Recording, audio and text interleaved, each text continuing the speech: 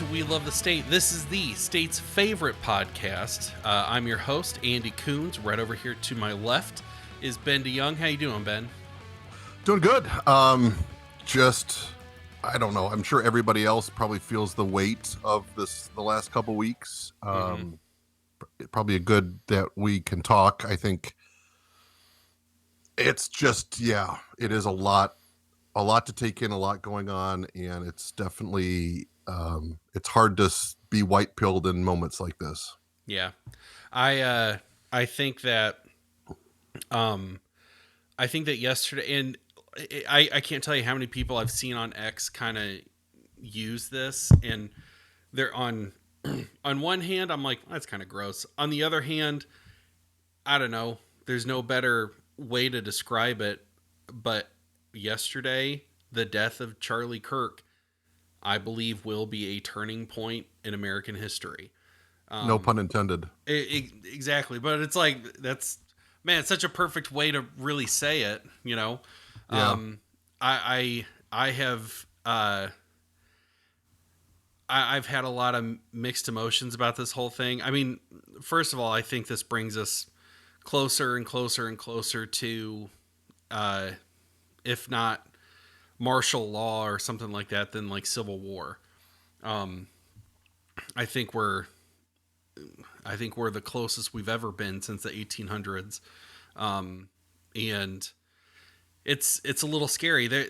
On one hand, I think that,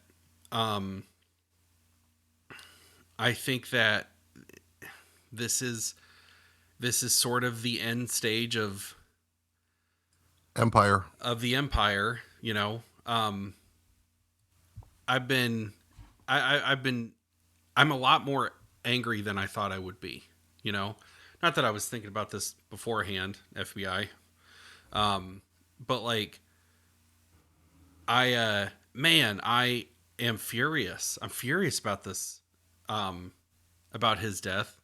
And it's because, listen, I didn't agree with everything that Charlie Kirk said.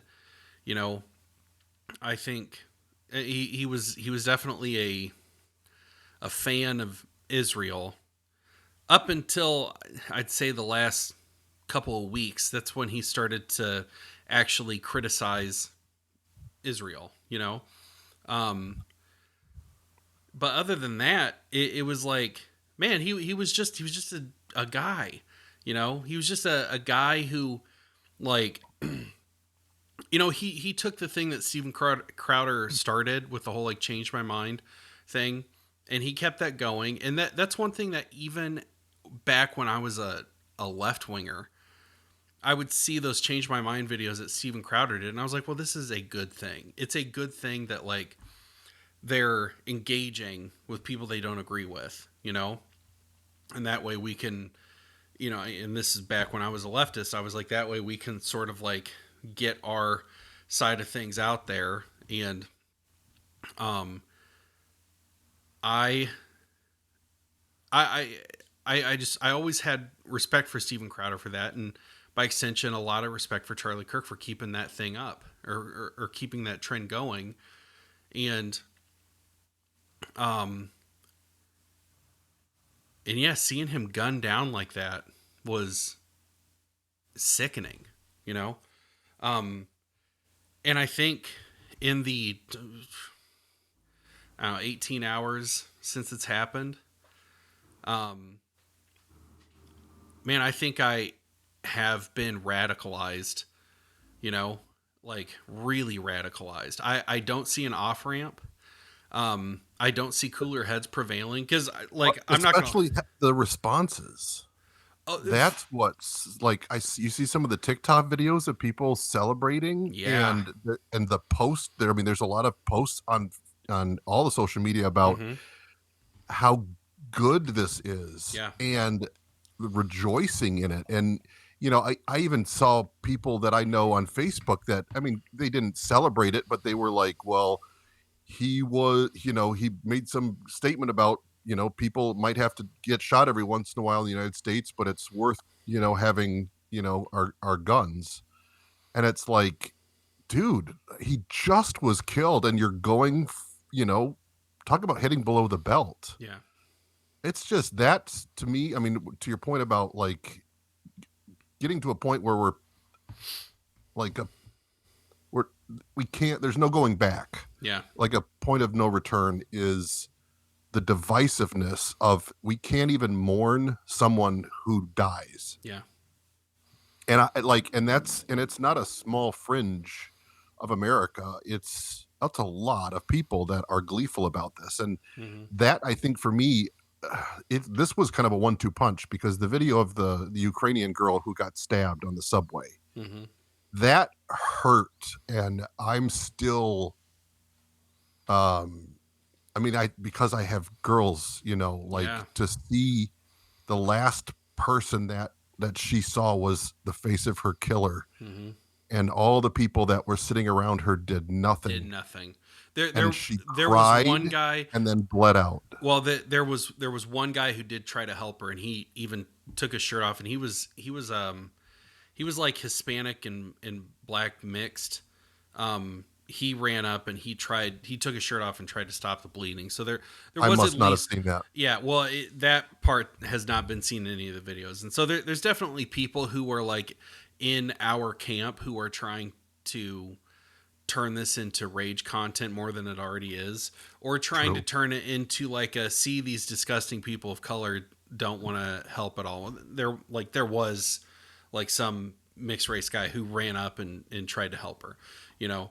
So But even then, like the news coverage, they were talking about making excuses for this guy. oh yeah, Like he clearly has mental health issues, and we shouldn't be so quick to judge him. And it's like what are it's not you even talking judging about? him. Yeah, Yeah. but it's like judging the judges Mm-hmm. for the 14, was it misdemeanor/felonies Yep. that he was just let off the hook for? Yeah, one of his more recent charges, his punishment, his sentencing was he had to sign a piece of paper that he wouldn't do it again. You know, like what are we doing here? What are we Yeah, doing here? yeah, and I mean you have prisons that are full of, non-violent offenders, and we're letting violent offenders walk the Mm-hmm. streets. Like I don't know. It's just such a messed up situation that we live in. And again, there's the divide there because it's black versus white. And it's Mm-hmm. why do we have to have the divide? Yeah. The same with Charlie Kirk. It's Republican versus Democrat. Why do we like I mean a lot of the blame I point at the, corporate news legacy media because they've been fueling this for years for Sure. clicks. Yeah. When you're constantly calling the other side the evil and you just stir up such rage and hate in people's minds. And now that's still on them for not just turning the TV off or finding another source for your news. Cause I mean, I gave up on watching that garbage a long time ago, Yeah. but there's a lot of people that still allow that to like feed into their mental state. And this is the outcome. Yeah. And it's disgusting and it's sad. Well, I like for sure. Like I've been um I've been sort of thinking about this all night and all morning. Um, and it's like, man, I don't know how you know what? I think the simplest way to put it is the left has been screaming about every person with an R next to their name being Hitler for the last 30 years. And you know what? Now you're going to get them. I don't know, like, I don't know how else this plays out. Do you see people coming back to the table and really hashing our differences out? Not after Charlie Kirk. Not after seeing that girl stabbed to death on a train, brutally murdered on a train, and then seeing Charlie Kirk's neck explode. I don't see any and the reaction to all of that being, I'm glad Charlie Kirk is dead, and don't get mad at the guy who stabbed this innocent girl because he's got mental problems or something like that. That's been the reaction. Not one iota of honesty has come out of any of these left-wing sources or any of these left-wingers that I see online. Not a single bit of honesty, And so it's like, hey man, you guys have been screaming about Hitler. That's how you get Hitler. And I posted a TikTok this morning kind of talking about it. Like, you know what? I'm done. I'm done talking through differences. I'm done trying to hash things out. Like the quote from Sam Hyde comes to mind, and it, I'm going to butcher this, but it's like when we win, remember that the enemies like wanted your family killed, your children raped, and they think it's funny, you know? And it's like, man, if that has been proven to be true, seeing the reaction from Charlie Kirk's death, you know? And it's one of those things where I'm just like, man, our culture is dead. It's not dying, it's It's dead. rotten. It's completely rotten. And you know what? There's another there's a comic from Stone Toss that I would see, and I used to always have an issue with this comic. And what it was is it would show somebody with a Gadsden flag shirt, and he's talking to somebody next to him, and he goes, "You see, if we use state power to enforce our views, then we're no better than them." And then it zooms out and it shows like Soviet soldiers with AK-47s to their back and they're tied up, you know? And the whole message behind it is like, hey, the state power is there and your enemies are currently using that against you. So it's like, do you want to stand on principle and resist using that? Well, guess what? Your principles are just fast creating a fast track for your enemies to use that state power against you. And I've always like had an issue with that because I'm like, guys, the issue isn't who's holding the guns, it's the fact that this machine exists that's holding a gun in the first place. It's not who controls it, it's the fact that it exists. And I still believe that to an extent, but now it's just like, you know what, I think I really see where Stone Toss is coming from, because it's like, you know what, I can sit here and have a problem with the fact that that machine exists all day long. And people who hate my guts for people who don't know me, who hate my guts because I'm white, because I'm a guy, because I'm a family, because I'm a Christian or whatever, doesn't matter what, they will use that power against me. They'll try to destroy my life. They'll try to destroy your life. That's all they want to do is just destroy things. They don't want to build things. They don't want to be proud of who they are or where they come from or anything that their ancestors built or anything like that. None of that means anything to them. The only thing they understand is destruction. And you know what? I'm done trying to reason with them, to the tiny, tiny extent that I have. But it's done nobody any good. Charlie Kirk, he tried to reason with him. He gave the opposition a massive, massive platform. He always handed them a microphone and said, "Hey, say your piece." Like tell me what your issue is with what I believe in, and we'll hash it out. And he was always kind. He was never rude. He was never he never insulted them. He always treated them with respect. And they killed him. They brutalized him in front of his family. And after seeing that, I see a white guy as the camera zooms out or whatever after he got shot. I see a white guy celebrating, going, yeah, like that. And then I see a black guy run up to his tent and start taking all the merch off his tent and tossing it to his buddies. And so it goes exactly right back to what you were saying. The culture is rotten, and there's no saving it at this point. So no. I think it's time for national divorce. I think it's time to get really serious about that, because I don't want to share a country with these fucking people. I don't want these people in my neighborhood. I don't want them in the schools that my kids go to. I don't want them having access to my kids. I don't want to see them. I don't want to look at them. I don't want to think about them. I don't want to talk to them. I don't want my taxes going to help them out. I'm done with these people. They're disgusting. They're horrible. They're inhumane. I don't want to have anything to do with them. I'm done.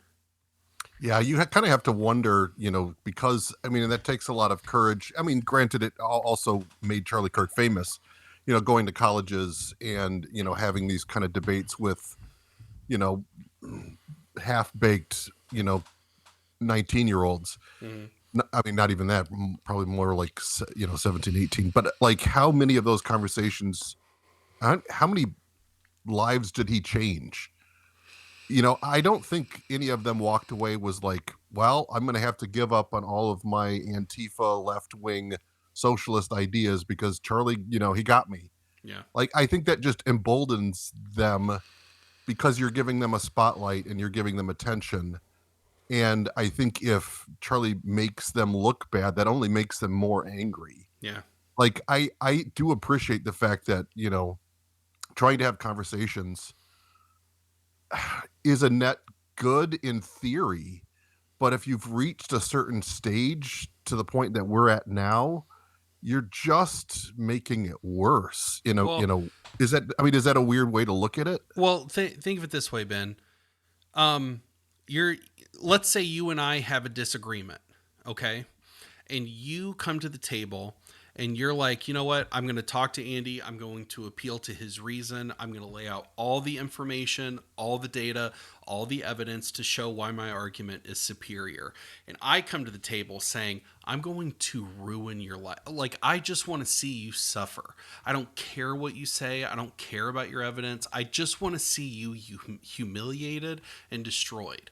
There's no middle ground. Like, there's no common ground between us, And I think that's what I've come to realize over the past 18 hours is like there is no common ground. There's no common ground between us and these freaking Marxists. There's none, Yeah, and because I think you have to have something there to yeah, have a rational conversation or an exchange of ideas both or a disagreement, but both you have to have sides. some basic, like, we agree that we're both human, Hmm. we both deserve respect, something to foundationalize the conversation, and I don't think that exists anymore. Hmm. Yeah, I completely agree because both sides have to like the goal has to be, hey, I want to find common ground with this person. And so in this fictional argument that you and I are having, I mean, the kind of person that I am and the kind of person that you are, we're both like in real life we are both coming to that table saying like we want to find common ground. Like we want to come to an agreement. But it just that just does not exist outside of this little one-on-one scenario between you and me, but en masse, like between the entire right and the entire left, there's I and I hate to sound like such a freaking pessimist and to sound so like negative and black pilly or anything, but it's like I don't know. I don't even see this as a black pill. I see this as like I see this as like um this is a moment in history. It's not a white pill. It's not a black pill. Reality. It's just reality. This is a thing that happened, and there's consequences because of this thing. And I think, I feel like I have it on good authority to think that like, all right, you guys just set off a chain reaction that you're not able to take back. All right, and it's a chain reaction that people like you and me have warned about for a long, long, long time. Even since we've been doing this show, like what we've been, what I think we've been trying to avoid is um, one side just completely dominating over the other. You know, and it's not just you and me. You and I, we have our tiny little Michigan podcast, but like people in our camp, people like Clint Russell and Dave Smith and all the ANCAPs and all the libertarian type people, we've all been preaching about, hey, we want to kind of like we want to find a way to cool things down. National divorce, I think, being the best option to still do that. But you know what? I don't think the other side will ever entertain that idea. I think they're going to have to lose in a big way. And I think if they want to start like a live conflict, like if they want to start like a hot war between the right half of America, okay, if that's what it takes to get you to understand that like we shouldn't be together, you know, then okay, I guess do that, but it's like you're not going to win that fight you know, and I cannot believe that people don't understand that. I cannot fathom how your average left, like some of the left wingers that I saw reacting to um, Charlie Kirk's death. One of them, she was like, "Oh, did something happen yesterday? I woke up with a tummy ache. Stay alive out there." And she was talking to like right wingers. I'm like, you are so stupid. Like like what in the world makes you think that you get out of this in one piece? You know, like who in the world on the left actually believes that? You know, maybe it's a lot of them. I don't know, but that, I mean, that's one of the things that I've been kind of warning about is like, hey man, this is not a fight that you want, because it's not one that you're gonna win. And as somebody who, I know a lot of right wingers, I basically grew up in the right wing. Dude, this half of America is begging for this fight. They've been begging for this fight for decades and decades. Like, let one freaking liberal grab a gun and try to do something about it, and we will blow them half to hell. You know, the right half of America, they've been prepared for a long time. They can survive a lot longer than these freaking city people can. You know, they know how to go out in the woods and hunt and forage for food. These people who are celebrating Charlie's death don't. They don't know the first thing about it. A lot of these freaking Marxists don't know where food comes from beyond the grocery store. You know, they think that the grocery store just always has food. You know, and they're trying to pick a fight with the people who not only grow their food but know how to survive out in the wild. It, it's like, what in the world makes you think you're going to win this fight? And yet you Yeah, keep and picking it's and picking clearly and you just picking. want to shake them and go like, have you thought this through? Mm-hmm. Like, do you understand where this ends? Yeah. And there, I mean, there's again, it's not worth even having that conversation, but it does show just the insanity of that section of the population. You know, whether they're living off of food stamps or whether they're living off of their parents or whether, you know, they're just an angry barista at Starbucks. Like, you know, they're not, you know, they're not successful. They didn't build, like, I mean, Charlie Kirk at, what was he, 33? He's 31. Built 30, or it was, I think He he's died. close to his birthday. Well, he But he look was at what he built. Like, yeah. Turning Point is huge. And when did he And he start that? started Like 10 years ago? 19. Yeah. Yeah. Yeah, like 12, it's 11 or 12 years ago. He was 31 when he died, you know? I mean, that's, and he's probably done and accomplished more than any of these insane leftists will or have ever done. Mm-hmm. And I think that might be part of what's fueling them is jealousy, Yeah. because they don't have X and somebody else does.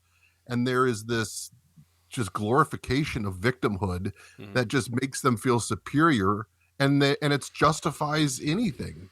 You know, whether it's a stabbing on the subway or literally killing someone, it's that they deserve it. Or that, you know, that healthcare CEO who was killed, Mm-hmm.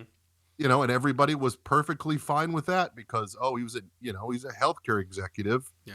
He screwed all these people over, you know, medical bills, so he deserves to die. And maybe that might be, you know, if history goes back and looks, you know, that might be one of the first, you know, events where it was celebrated when somebody was killed, and Even it's just escalated since then. yeah. I mean, even that healthcare CEO thing, like, and I know this is not a very good libertarian take. Well, I don't know. In some ways, I think it is a solid libertarian take, but that's one of those things where I'm like, you know what? There's so much corruption involved with the insurance industry. You know, so much backdoor deals with the federal government with the insurance industry that I'm like, you know what? I can almost see the Luigi Mangione thing being a result of the free market.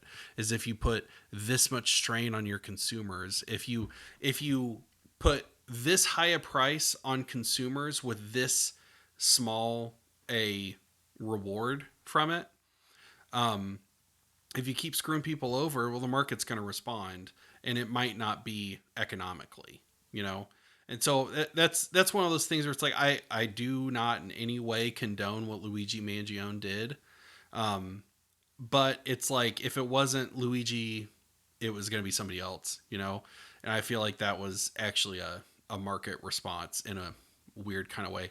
If you think I'm wrong, then that's fine. Like, that's not a hill that I'm willing to die on. I think it was still horrible that he murdered this husband and father, you know? Well, and I think that was probably more of a misdirection of like hate the cronyism that Yeah. built the system and that fuels and feeds the system. Hmm. That's, I mean, it all leads back to government Yeah. and everything that they've done to screw up capitalism. We left capitalism a long time ago, and so Yeah. people still want to try to use that as a scapegoat, and it's not. We have crony capitalism. We have, I don't know even what to call it. It's not even. Uh, it's big government, and that's Hmm. all it is. It's big government, but it's just. I think the killings that we've seen are bad on their face, but the reaction is what really is upsetting to me. Yeah. And that's just like we talked earlier, it's just a point of no return. And I don't know what this, again, like we talked, hopefully this does lead to national divorce, because that's the only way that we get out of this unscathed. Yeah. And I don't know what the tipping point is for a national divorce. What would get to a point where a state says collectively, we're done, we're out. Yeah. It could be an overreach in DC from an authoritarian. I mean, if Trump all of a sudden, you know I mean, if this is, I've seen some reporting by Crowder actually, that FBI found the gun, Hmm. and there was scribbling on it about Charlie Kirk hates transsexuals or something transsexual related. Yeah. And that's this. It could be another one of those killings, or it could have been. I'm looking at it. It's probably too early to hype. Well, just to kind of go down the rabbit hole of conspiracy theory. But I've seen some videos of a guy running across a roof in the background, and it was clearly a marksman shot from, Yeah. I think they said, like 400 yards away. I mean, it was definitely a hit. This Hmm. wasn't just some crazy angry leftist that just took a pot shot and got lucky. Yeah. So I can, I think even Trump's response was kind of this is why we hate the Democrats. And it's like, come on. Like, that's the last thing we need to do, is to fuel the divide further. But I think that's just all people know anymore. And Well, I don't know. I'm also of the opinion that I'm like, you know what? Um, it's, I don't like the Democrats, you know, and it's like I think the part where I'm like I'm done with all of this is, you know what, I think I'm tired of seeing something horrific like this happen, and then there's a call for like unity afterwards, and it's like, unity with who? With the people who have been calling people like Charlie Kirk a Nazi neo-fascist for a decade, Yeah, and fair point. people saying that, like, oh man, oh, maybe something will happen to him, maybe like little cryptic death threats like that, and it's like, I'm supposed to unify with them. I'm supposed to unify with the people who want me dead, who want my kids like tortured. Like, how am I supposed to find common ground with people like that? You know, because they have an ideology that I just find absolutely repulsive and repugnant.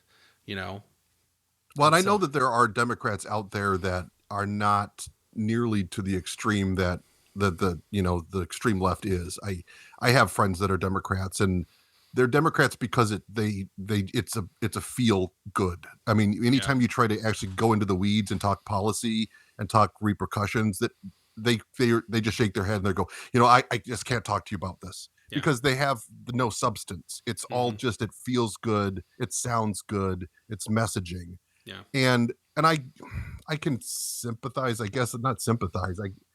I can understand a little bit from their perspective that they just want to feel good, but they don't actually want to do the homework to actually come to a conclusion on what their stance is or what a policy or what's the outcome of said policy. Right. They don't think anything through. They don't use logic. It's just a feeling. But I can those type of people I have some hope for, but it's the people who just want to burn things down and destroy because they just they're just angry. It's Yeah. that hurt people ideology, and unfortunately, I think it's growing so much in the Democratic Party now, where even if your first reaction is, "Oh, that's horrible," you can't say that because other Democrats will come after you Yeah. to say, "What are you, a Nazi sympathizer?" Hmm. So it's this team mentality of like, I can't step out of line because my team, I don't want to be, yelled at or be an outcast. So I have to fit in with the transing the kids and, all of this, gender neutral bathrooms and, racism is everywhere. And, we have to give special privileges to X, Y, and Z group because of, historical wrongs or whatever that may be. It just they're the conformity, and I think the right, especially the MAGA right, suffers from that too. Hmm. Whatever Trump says is gospel, and I have to agree with it because, I mean, granted, we're definitely seeing a much more of a split on the right, Yeah. because I think the right does think things through, and they're much more independent. Where if they A lot have to more stand analytical. right, and they're not so afraid of being ostracized by their group, Hmm. where the left is they're leftists, they're socialists, it's groupthink, and they just tend to fit that. And it's sad to such an extent that the far left has dragged that entire half of the nation so far to the left because they're too afraid to stand up and say, no, that's that's too far. Yeah. And Yeah. again, I don't see how things get fixed, because it has progressively gotten worse. I think 2008, I think Dave Smith talked about it, is the fact that the anger and the rage was against the banks and the government, and they had to find a new topic to get people focused on. Yep. And it was race, it was gender, it was and the media did its job, and it definitely created this where we are today because of the justified anger at the banks and the government. Hmm. And they were able to turn that into a anger against each other. And it is kind of crazy to see the concerted and the effort. I mean, you've seen all those clips about news anchors all parroting the same lines. It's like they were all given a script. That Operation Mockingbird, I think, is clearly live and well in the media landscape. But it's been a straight shot since 2008 that we Hmm. have gone straight downhill, and I think that was done on purpose. Yeah. Yeah. I don't necessarily disagree with that. Um, and I think that this what we're seeing now.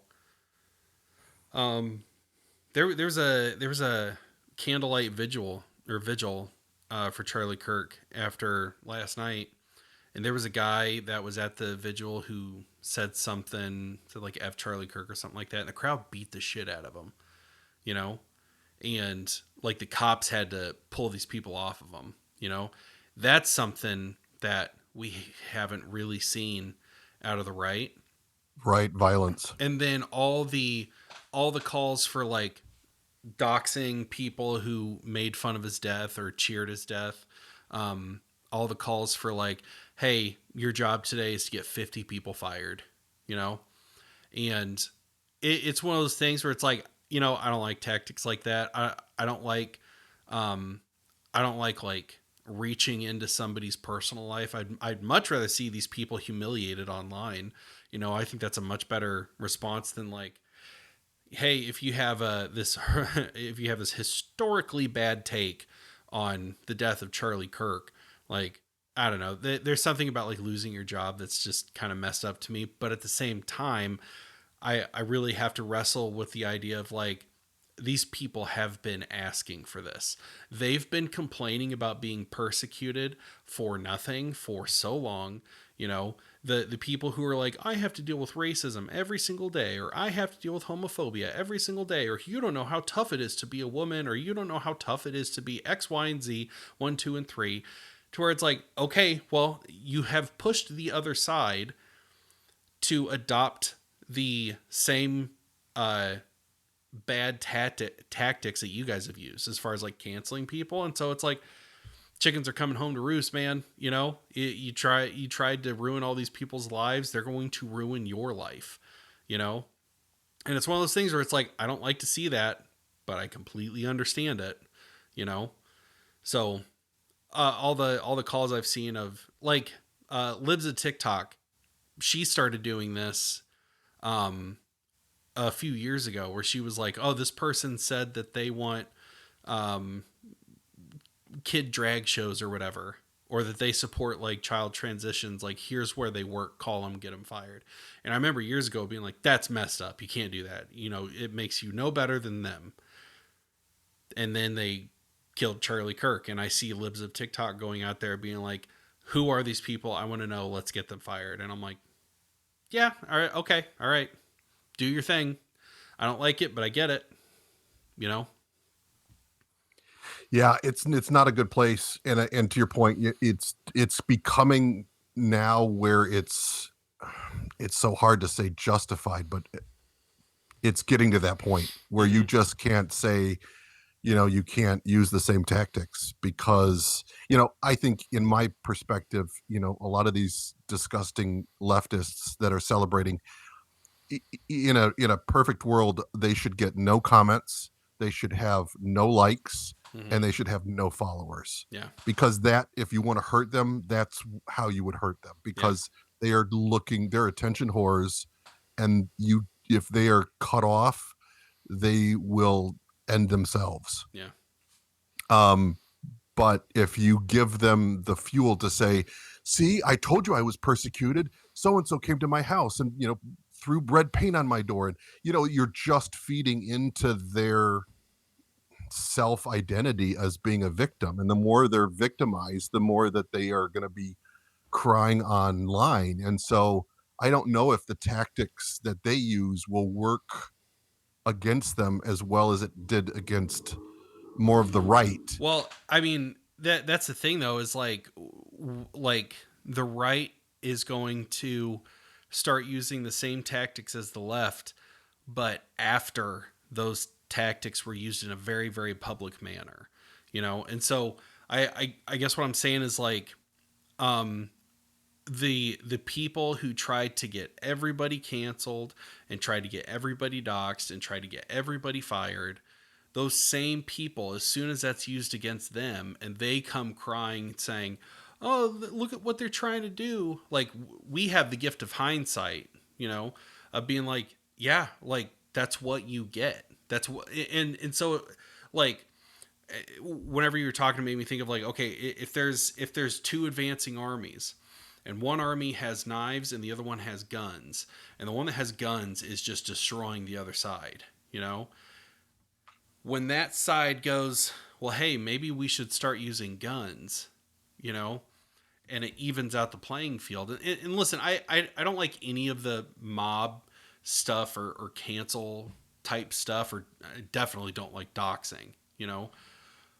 But it's like, when you have one side that's been victim to those kind of tactics for a decade or longer, you know, like, I think in some way they are kind of justified by using those same tactics against the people who tried to destroy them, you know? You can at And least understand why they're doing it. yeah, you know, and it, you know, in going back to my knives and guns analogy, it's like, well, the people with knives are going to be annihilated unless they start using guns, you know? And so maybe this is a, you know, the right is like a raccoon whenever it gets cornered. Raccoons, they'll run away until they're cornered. And when they get cornered, they'll tear your face off, you know? And not that I'm like a raccoon expert, it's by my last name, but um, but it's like, you know, that I can see that same. I can see that working as an analogy for what's going on with the right and left. You know, it's weird. It's like I don't like seeing these things, but I get these things, and I to a certain point kind of understand like the need to use tactics like these. You know. I always kind of wonder. I mean, again, my conspiracy brain, it's almost impossible to turn off. But I think that there is purpose to some of this kind of stuff because, again, the government wants more control. It always Mm-hmm. it's a beast and it's a monster, and it wants more authority and more control. And if you have a population and a populace that are against each other, the idea of coming in and having martial law and having, Trump already put the military in DC and he's threatening to do it in Chicago.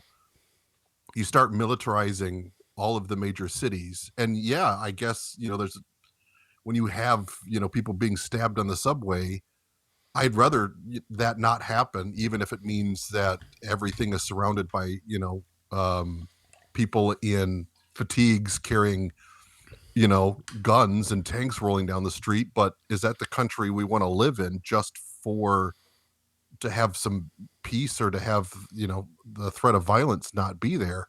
I mean, and maybe that is the tipping point where a state all of a sudden, Trump sends in the military for 3 of their big cities and starts to take over. Maybe the state goes, we're not putting up with that. You can't come in. Mm-hmm. And they send the National Guard. And then all of a sudden you have the military and a state's National Guard start exchanging fire. That I think is a very legitimate possibility in not too distant future. I Yeah. mean, he's got, 3 years and things like this continue to escalate. He's already used the military and he's threatened to do it. And I think it's going to happen in Chicago at some point. I would not be surprised if he sends in the military. And, and that could be the catalyst of, the beginning of the end of the empire, Yeah. in the fact that, it could lead to a secession for, one or more states that says we're not going to be occupied by Trump. Every empire in history, the downfall started from the inside. You know, we can look at what happened with Rome. Um, it all starts on the inside, and so yeah, I think you make a really good point. You know, but I think it's almost always going to be like that because the point of an empire is to spread your influence and to spread your power. You know, and when you do that, and you're so occupied in all these other areas when there's horrible stuff going on at home, as soon as you have to focus on things at home, the damage is too Too vast. great. Yeah, Yeah. damage is too great that it's like, listen, I think with Charlie Kirk dying, I think that has left a massive wound on our culture. I don't see how we're going to heal from this. I don't see how um, I don't see how we're going to come back to the table because every conversation is going to be, well, you guys killed Charlie Kirk. And he was one of And the you celebrated it. nicest, and you guys celebrated it. He was one of the nicest people in the world, you know. And so I I don't know. I think in the future history books when you get to the students, if you're listening right now from the year 2050 or whatever, and you just got to the chapter that says the fall of the American Empire or the fall of the United States of America, this is definitely at least going to be a footnote in that chapter. Well, there was the assassination of political activist pundit Charlie Kirk, and everything was downhill from there. You know,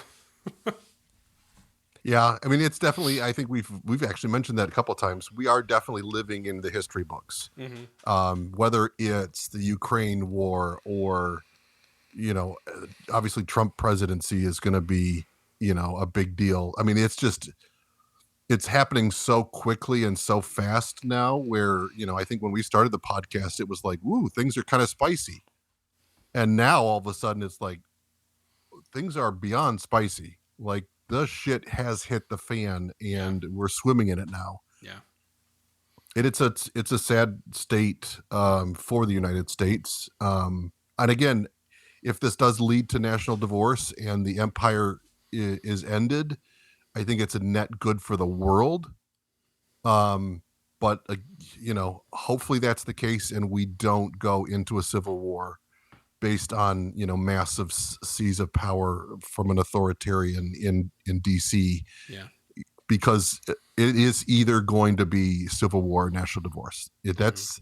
That is the outcome for the empire, and I really hope it's done peacefully, like they did in the Soviet Union. There was I don't remember which states that were starting to pull away, and there was the threat of sending in the military to squash the protests, and the head of state was like, no, I'm not doing it, let them go. Yeah. And I really hope that we have the right people in DC to make that same decision. Mm-hmm. And Trump's definitely not it. No. Because he would not.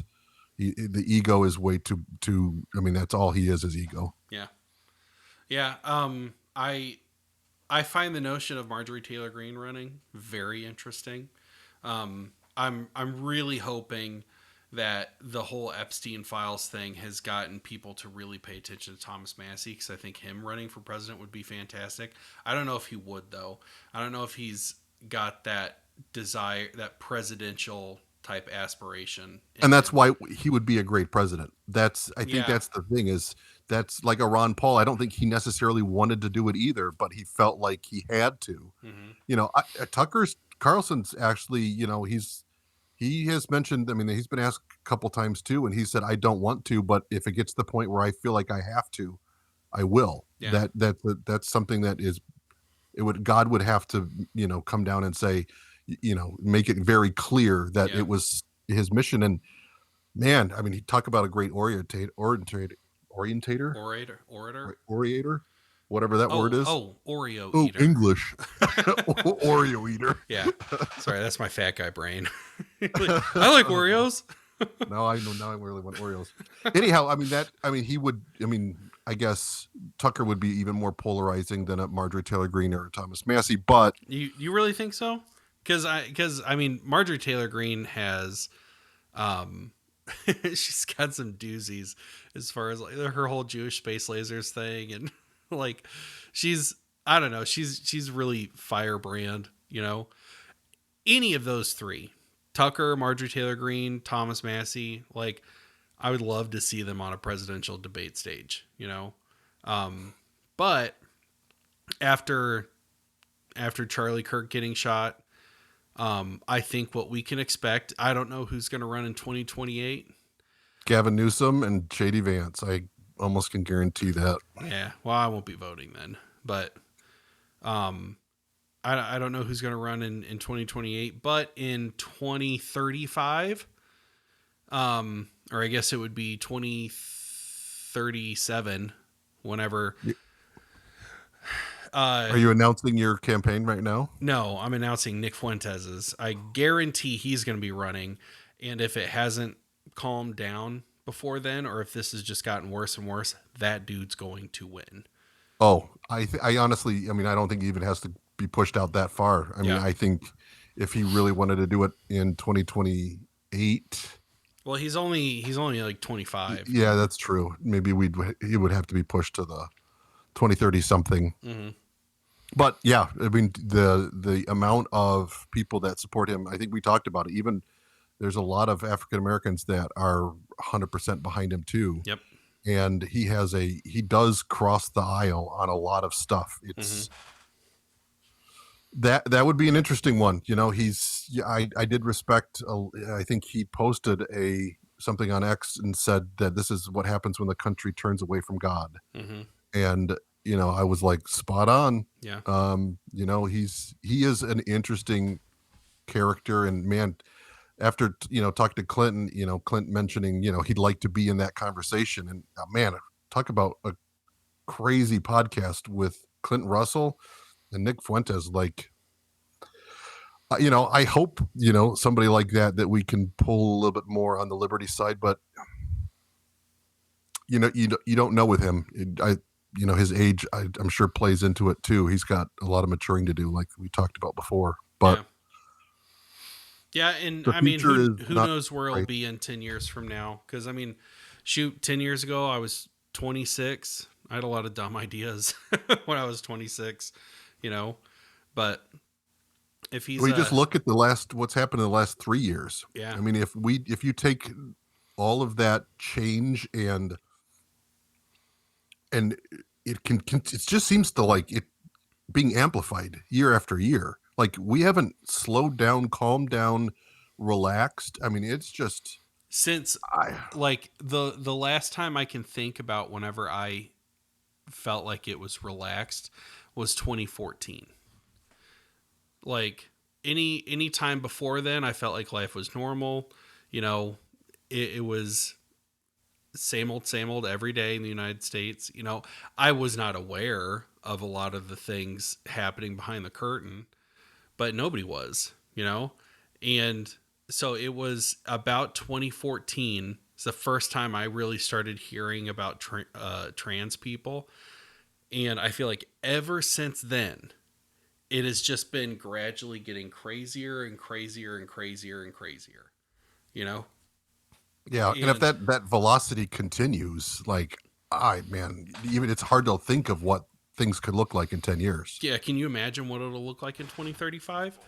You know, like if we've got people being assassinated in on school campuses for having a particular widely held set of political beliefs, you know, um, then man, talk about the level of violence that we're going to see in 10 years from now, you know? Yeah, because if the right pushes back, it's only going to just even more justify the left. Mm-hmm. And you could end up seeing more of these events on both sides of the aisle Yeah. at some point. Mm-hmm. And that's when I think martial law is already on the table, but that's just probably going to grow. Mm-hmm. So it is. I can't remember. It's New Hampshire Libertarian Party, I think, posted something about stop arguing with the other side. It's not worth it. Mm-hmm. Find people that are like-minded, grow your communities, and hunker down because things are going to get ugly. Dude, I tell I you was what, I've been thinking about, like, I've thought more about moving to New Hampshire in the last 18 hours than I have in the last 5 years, you know? Yeah, I mean that's definitely one of those places where I'm becoming more and more like it's becoming more and more apparent they got it right. Yeah. Whether they saw into the future or whether this was just a coincidence, but they got it right. That this is like get the people that are like-minded together, push everybody that doesn't agree out. Mm-hmm. That's their X is, it's very aggressive. Mm-hmm. But I think that's the point is they there is a divide. They're not afraid to call it out and to actually amplify it. Yeah. Because they saw probably early on that they can't live with these people and they don't want to. And yeah, to your point, it does, it looks more and more tempting. Mm-hmm. Yeah, man. I think they're calling our name, you know? Yeah, I mean, it's just definitely going to fuel the Free State Project. That's for sure. Stuff Mm-hmm. like this. Well, we should reach out to somebody from the Free State Project and get them on here. That'd be fun. Yeah. Anyway, well, are there any other points that you're wanting to bring up? No, I mean, we have another great episode coming up this weekend that we're going to record. So Mm-hmm. looking forward to that. I think that'll be another great conversation. It's a great, I hope everybody that listens to this podcast gets out of it as much as I do just doing the podcast with you. There's a lot of times where you can just, speak and you feel better just because you're getting things out. Yeah. So great conversations, I think, are needed at this point,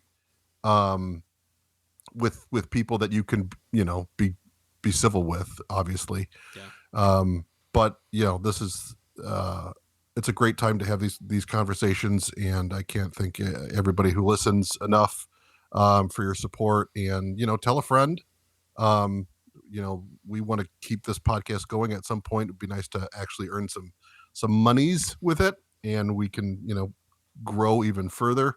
But yeah, troubling times, but it definitely gives podcast content above and beyond anything we've seen before. Oh yeah, for sure. Well, hey, if you enjoyed this episode, like and subscribe, share this, tell your friends about us, tell your mom about us. She'll like us. And if she doesn't, then your mom sucks. I don't know. Yeah, you might need to have a conversation with your mom. Get a new mom. Yeah, share this with your friends. Like word of mouth is the only way that we're going to get out. The YouTube algorithm has not been kind. So, tell your friends about us. Let them know that these two stupidly attractive libertarians from Michigan. They got a whole lot of stuff to say. I'm talking about you and me, Ben. Okay, good. Thanks for clarifying. Anyway, I know those guys. You're like, is it Andrew? Is it Connor? Anyway, so yeah, hope you enjoyed that. If you want to follow me, well, you can see my socials down here in the overlay. So we don't have to do that anymore. They already see them. Yeah. Great job on the overlay. Well, thank you. Thank you very much. I've been staring at them for 56 minutes now, looking at two things I already have to fix on them. So anyway, thanks for listening. Thanks for watching. And peace out. We'll see you next time.